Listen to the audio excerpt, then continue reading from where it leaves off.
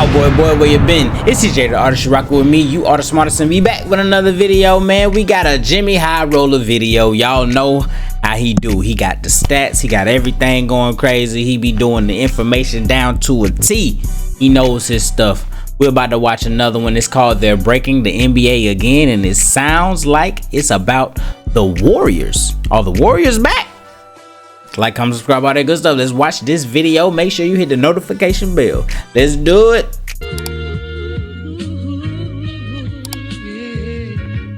Could you turn me up in the headphones a little bit? For the last decade, three-pointers have taken over the NBA. The shot transformed from a gimmick so underutilized that the league had to move the three-point line closer to the hoop just to incentivize teams to take more, to a shot that now determines the outcome of many games. That's a fact. But after an entire era of seemingly exponential growth, recently the barrage of three-pointers appeared to stabilize. In fact, the league had become so saturated with threes that the scales had flipped and two-pointers became slightly more valuable than three-pointers. Just like anything else, something that was good and effective, but only up to a certain point. And that point had been reached. The shot was pushed to its fullest extent, and the three-point revolution had met its inevitable conclusion. Except it didn't. This season, teams across the NBA are shooting more threes than ever before. Some teams with the majority of all of their shots being taken from beyond the three-point. Yeah, the Celtics, listen, the Celtics gonna shoot the lights out. Boy, they gonna shoot the air out the ball, boy. A new generation of stars, more trigger-happy. This was insane. Wemby dropped 50 with 8 threes, bro. He took 16 of them bitches. From three than the players that came before them. Oh yeah, Ant-Man trying to break records. And games that feel like one three-point contest.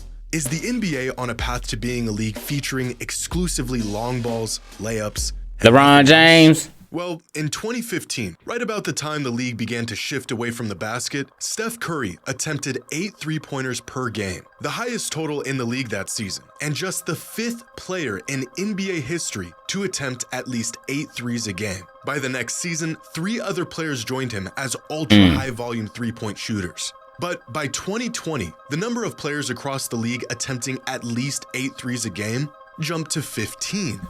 Y'all see that James Harden at the top? That was when James Harden was with Houston, I believe. And that's when he kept doing that step back three. It was crazy. But look at 2020. Oh my gosh. The three-point it's gonna get crazy, was huh? long in effect by this point, and it would remain at this level for the next few seasons. The league seemingly finding its equilibrium on threes and how many are even worth taking. Until this season.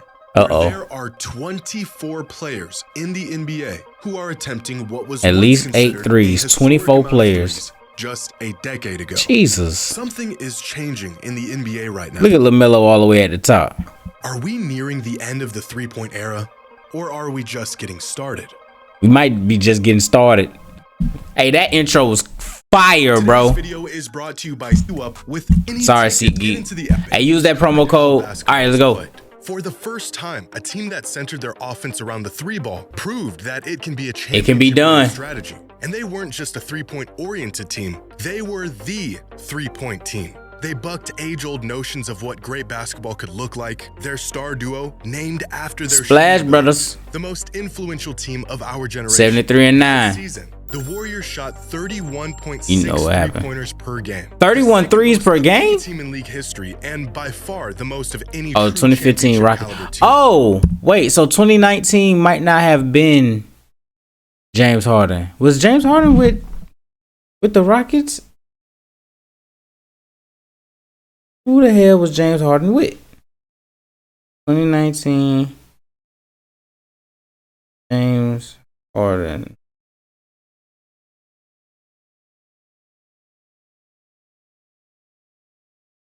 Not what I said. He averaged 36. Yeah, he was with Houston. Okay, I was right. He averaged 36. That's crazy. All right. This season, every single team in the NBA attempts are taking more threes than the 2016 Warriors. Look at the Celtics, bro. 51 threes a game? Oh my goodness. Where Orlando at? Hey, Orlando, we take 38 threes a game. Where the Lakers at? Dang, the Lakers way down here. I mean, but they be going to the rack a lot. Every team on here take more threes than the 2016. Where the regular Warriors at? Did y'all just take the regular Warriors? Oh, they up here. 41. Their influence reshaping the league far more than anyone could have anticipated. It's a copycat league. Shooting more threes than ever. It's a copycat league. They saw y'all take all them threes and win that championship. They said, bet.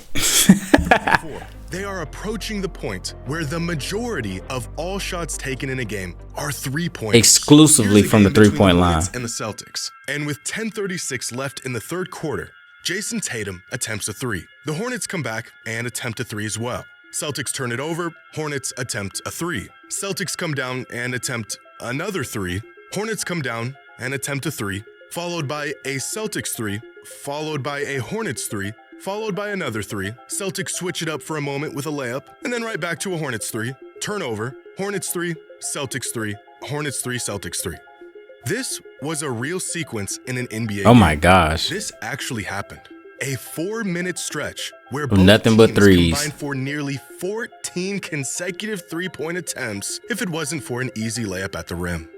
This is insane, and it's not even out of the ordinary this season. Here's another sequence between the Celtics and the Knicks. Now, this was already a blowout, so you never know what you're going to get in these situations. But my power just went out. A three ball followed up with a turnover, another three ball, and another three ball, and another three ball. Don't know why my another power turnover, just went out. Three ball, But we turnover, still recording. Three ball. Oh, look, there's a layup. And then back to another three ball, and a turnover, and a three ball.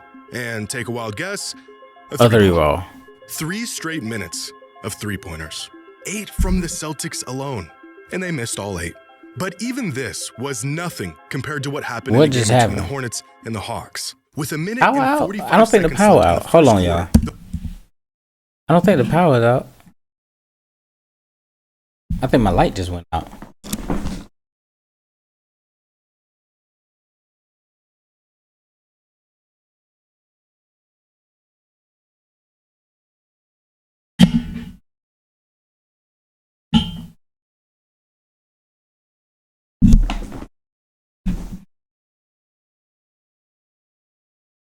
Okay, we good.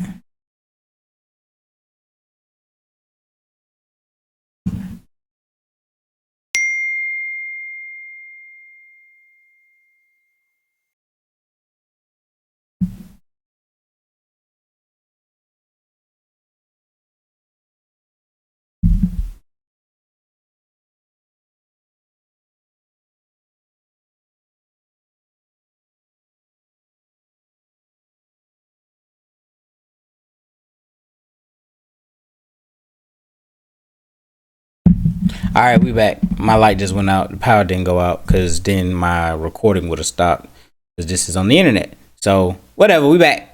We missed some, so let's go back. alone. All right, here we go. And they missed all 8.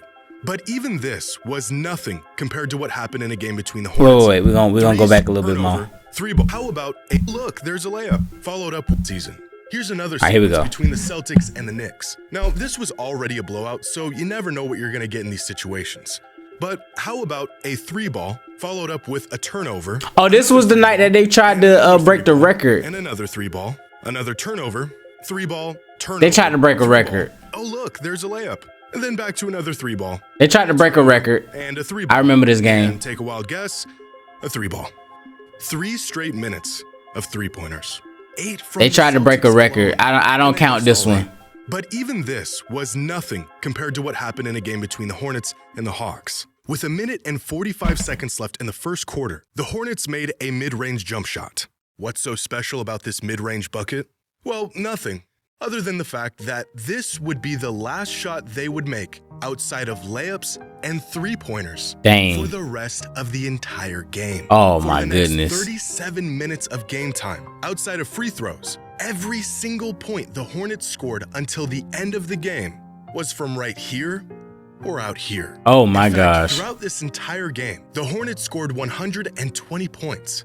Only 4 of them came from a shot that wasn't a Three-pointer. That's a layup, crazy. or a free throw. That's the game though. It's the complex And they could possibly action beat that somebody with that game plan. truly been reduced to this. it certainly feels that way at times. Through 100 games so far this season, a whopping 42% of all field goal attempts have been from beyond the three-point line, a total that has nearly doubled since 2012. Sometimes it feels like we're watching one big three-point contest, because at times, we are. In fact, at the current rate the league is going, which may or may not continue, half of all shots taken in an NBA game will be three-pointers by the 2032 season. But it's not just that teams are attempting more three-pointers. Teams have regressed to taking only the best, most efficient shots on the court. Three-pointers, layups when they're available, and hardly anything in between. Yeah, mid-range is dead. 6% of all points scored from NBA teams this season have been from beyond the three-point line or within 6 feet of the basket. 20 years ago, only 65% of all points were scored from these zones. Now, this upward trend of near and far and nothing in between may not continue. Over the past few seasons, there has been some stagnation in three-point attempt rate, so there may be a shift in the other direction in the coming years. But the NBA tends to follow the leader. What are the winning teams Whoever doing, winning. and how can we adapt, emulate, and optimize that style of play? And right now, as much as we can't stand it, winning basketball looks a lot like a three-point shootout. Before the beginning of this season, Celtics head coach Joe Mazzulla said the team planned on shooting a lot more threes this year. They did the math, and it checked out.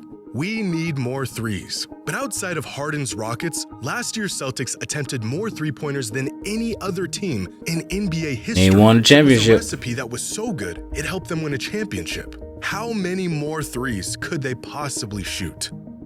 51. This year's Celtics are shooting 51 three-pointers per game.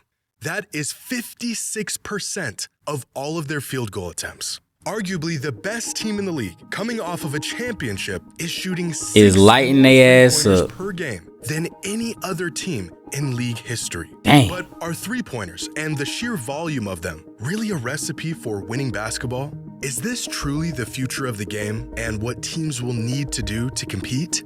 Well, so far this season, teams that win the three-point battle, when they score more net points from three-pointers than their opponent, have won 72% of the time. And this one metric is more indicative to winning than just about any other. Last season, there was an 85.6% correlation between three-point percentage and what is winning called percentage, the strongest correlation between the two variables in NBA history.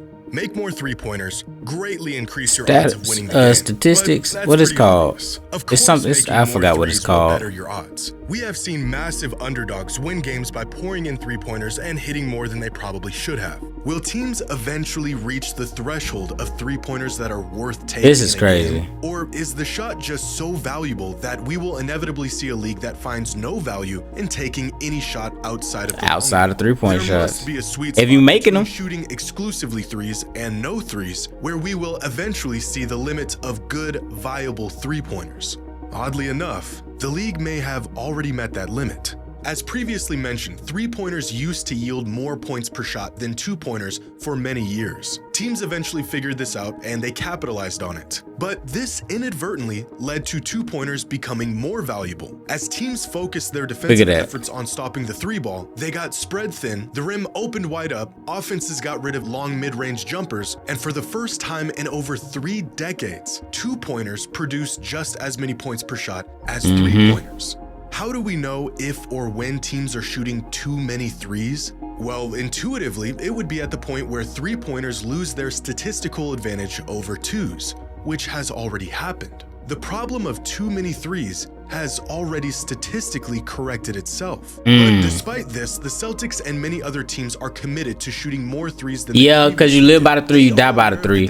Like when you taking that many and you missing them, it makes, then you can see a huge difference. But it's because people making them, bro. So they just like, yo, the stats say shoot some more. And it's like, okay, bro. And they still decided that upping their three-point rate is the answer. Steve Kerr said that it would be hard for the Warriors to compete without shooting a high volume of threes. Mike Budenholzer said he thinks the sport is in a good place and that threes create more space to be more athletic and dynamic going to the basket. Devin Booker, a player who utilizes and values the mid-range game as much as any player in the league, said the volume should be up. Attempting the three-point shot, not even making it, stretches out the defense and opens up better looks throughout the game. Teams know that the two-pointers today aren't as valuable as they are in spite of threes. Two-pointers today have become so valuable because of threes. As Devin Booker stated, even when they aren't going in, the spacing and ball movement that three-pointers provides to teams creates an incredible advantage compared to any other shot. In fact, it's no coincidence that points per shot on two-pointers began to climb rapidly at the same exact time as the three-point revolution. When you force teams to guard the three, you also force them to give up the two. This whole time, we've been watching these games thinking teams are shooting way too many threes. And all along, they weren't just shooting threes because they're worth more points. They've been shooting more threes to create more points in other areas. The direct benefits of volume three-pointers actually plateaued quite a while ago. Teams aren't yielding more points per shot on threes today than they did a decade ago. But the indirect benefits of volume threes continues to grow the more teams make and take them. Which means, in theory, the number of threes we're seeing teams take could continue to climb, despite the fact that they are already at the peak of their direct statistical advantage. But just how much further could this go? Well, this is where things get really interesting. If we ignore the caliber of teams and the efficiency of their shooting and just look purely at volume, then through over 150 games so far this season, teams have found by far the most success when they shoot somewhere between 46 and 52% of all of their shots from beyond the three-point line. This season, when teams put up a three-point attempt rate between 46 and 52%, look at that record. They have won over 70% of the time. Meanwhile, teams that shoot at a rate... I hope don't nobody watch this dang video, Jimmy. I hope NBA players do not watch this. I hope the coaches don't watch it, because they finna watch this and be like, bet. So if we shoot 48%, 59% from three of all our shots, we're gonna get more wins.